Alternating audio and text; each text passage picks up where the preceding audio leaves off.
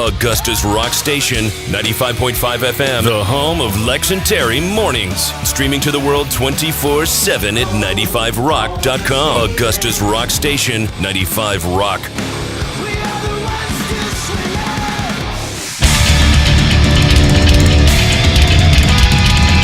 All right, guys, what's going on? It's Big Troy, Backstage Carolina Rebellion 2014. Wow, I'm a year off on me. Hell yeah, threw me off. You can hear them in the background jamming out on the stage. Joined by Dave and Joey from Theory of a Deadman. Man, you guys had a rough time getting here. Yeah, we played in Destin, Florida last night, so it's like 500, 600-mile drive. And then we blew a radiator hose or something at 5 a.m. this morning. Hey, I gave our bus driver kudos. He said he just went out there, he had a backup hose, he had A-teamed something up so that we could keep going. He's like, I really wanted to get to a mechanic, but we had to get to the show. So we're a little late pulling up, but we're happy we're here, that's for sure. It's rock and roll, though, right? That's what it's all about. So you're out. The new CD coming out July 8th, Savages. How was it working on that one? That was amazing. Something we've never done before. Really? Yeah, we took, well, I mean, we have. We kind of went back to the roots, but to a new direction with the roots. A little heavier, Joe's kicking ass on the double kick drum on a few songs. A little bit more rock and roll now, yeah. So the first single is called Drown. Yep. It's available now, iTunes if you want to pick it up. So you've been on the road now, touring the UK, or about to go on with Blackstone Cherry and Airborne, right? Yeah, we're going to do a bunch of UK dates, and then we're actually going to do a little flip-flop and bring Blackstone Cherry back to our native land of Canada and introduce them to some fine Canadian folks. I think that the Canadian people are going to eat those guys up, so I'm looking forward to both the UK and Canada with those guys. What is the big thing in Canada? It's fries with the gravy? Poutine. Poontang. We get all these guys that stop in and jump in, photo-bombing, video bombing from Tyler. I mean, Tyler likes something else with cheese called poontang.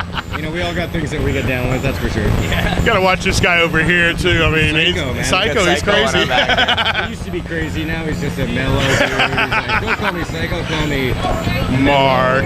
Mellow Mark. Yeah. So, what was the approach? You said you went back to the roots on Savages, but picked up a bit of a heavier edge. What was the inspiration behind songs like Drown? I think there was a bit of for us it was kind of like we were going to try to get a record out last year, and I think we just needed a bit more time to really figure out the direction for this record. I think our Truth Is record was a bit rushed in the way that we tried to get it out right away, and you know, it ended up being, to me, a little samey to Scars and Souvenirs. And for us, we're a band that we really like to grow and develop from record to record. And I think we just knew we needed to take a bit more time and just see what felt natural. And I think the heavy stuff just felt natural. So, you know, we're one of those bands, we don't like to mess with it. If something feels right, just go with it.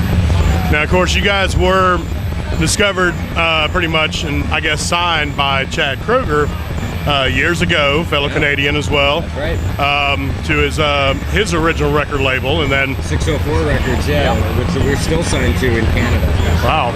So, what's the relationship been like since then with you guys? I mean, not much. You know, in 2002, when we first hit the road, we did about 8 or 9 shows with Nickelback, and never another show since then, which is strange. Everyone thinks that we're like attached at the hip, but you know that really he's a figurehead of our label, and he doesn't even really get involved with stuff. So I personally haven't seen the guy in probably 5 or 6 years.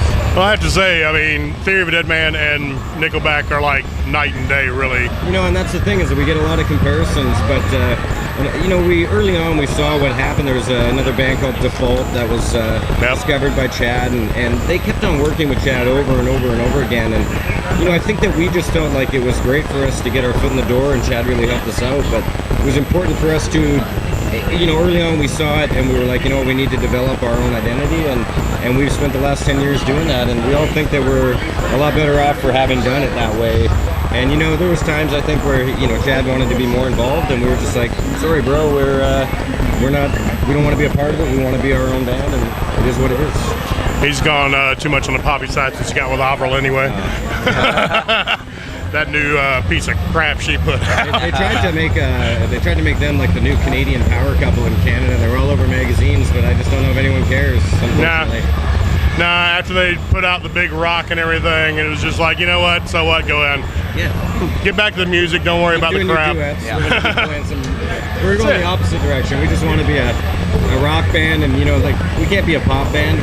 We're Theory of a Deadman. I mean, what pop band has Deadman in the name? We're a rock band, So it's important for us to establish that and keep establishing it. Now, Dave, as a guitarist, who was the guy that influenced you to first pick up a guitar and start shredding? It was easy because I was a big fan of the Seattle scene growing up, and I loved the Nirvana and the Pearl Jam and the Soundgarden. And for me, it wasn't until I heard Alice in Chains that listening to it wasn't enough. I needed to know how to play it. So it was Jerry Cantrell. And when I started learning how to play all these Jerry Cantrell and Alice songs, that's when I really started loving playing guitar. And Joey, for you, who was the biggest influence on the Skins? I had a few guys, to be honest with you. I mean, I started out with the more traditional, choppy kind of guys like Dennis Chambers and Dave Weckl. And then I got into the rock scene, and then I realized, Morgan Rose from Seven Dust and Vinnie Paul from, at the time, Pantera was a huge influence. So, dude, I don't know a skin man out there today that doesn't have some drawback to Vinnie. I think everybody kind of ties themselves somewhere to Vinnie at some point. It's either him or Neil Peart. That's the ones that get mentioned Neil, the most. right? Yeah. John Bonham. What about John Bonham? Oh, the Thunder God! Come on, he got that great sound though because he played in a chimney. Yeah, right. I mean, he was one of those guys. He was inventive with his sound and wanted to do something to really maximize it. So they put him in a chimney and just got this weird acoustic that just made it thunder and boom. Natural. That's absolutely right. Yeah. Well, guys, we wish you the best on Savages, and you guys can pick it up. July 8th is the release date for it, so look for it. Theory of a Deadman on the road. Hopefully we can get you guys back down in Augusta again because we've always had fun with you down there. We'll play a show and then play a round of golf. Hey, we can get you on a course down there. I'm sure we can find one. That's what I'm talking about. All right, guys, check them out. Augusta's Rock Station, 95.5 FM, the home of Lex and Terry mornings. Streaming to the world 24/7 at 95rock.com. Augusta's Rock Station, 95 Rock.